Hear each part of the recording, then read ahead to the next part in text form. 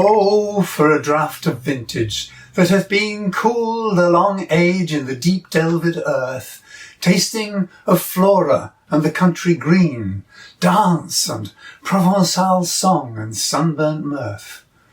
Oh, for a beaker full of the warm south, full of the true, the blushful hippocrene, with beaded bubbles winking at the brim and purple-stained mouth, that I might drink and leave the world unseen, and with thee fade away into the forest dim.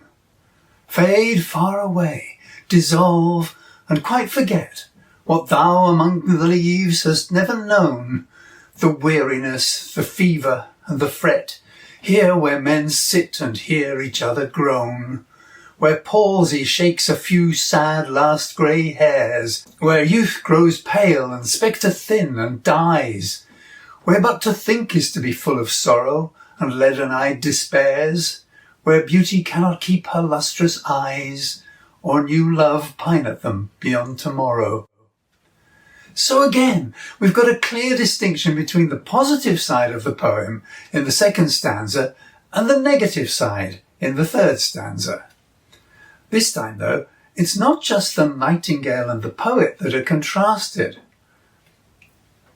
At the time that he wrote this ode, in May 1819, Keats had not travelled outside England, and his portrayal of the warm south in the second stanza is pieced together from things he had read and from his own imagination.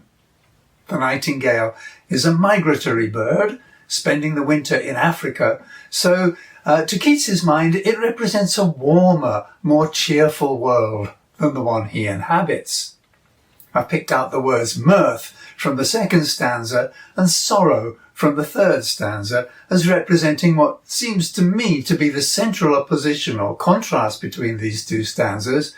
But just as in the first stanza, we've got a number of very specific contrasts and oppositions going on here.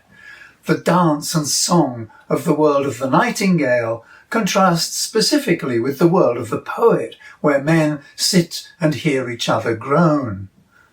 Equally, the world of the nightingale is a colourful world, with its green and its purple, and this again sits in specific contrast with the world of the poet, which is grey and pale. As a final example, we could look at the temperatures in the two stanzas. In the world of the nightingale, the wine is cooled, and Keats talks of a beaker full of the warm south, whereas in the world of the poet, we have the uncomfortable temperature, the fever. At the time of writing this poem, Keats had not yet shown symptoms of the tuberculosis which would put him in his grave less than 2 years later. However, he had witnessed a tremendous amount of death and suffering, partly during his medical training at the Royal College of Surgery, and partly through the deaths of members of his family, notably his brother Tom, who had died of tuberculosis just a few months earlier. Keats was all too familiar with the weariness, the fever, and the fret that he writes of in the third stanza. Again, I've just given a few examples of the contrasts going on in these two stanzas. If you take the trouble to search for them, you can no doubt find others.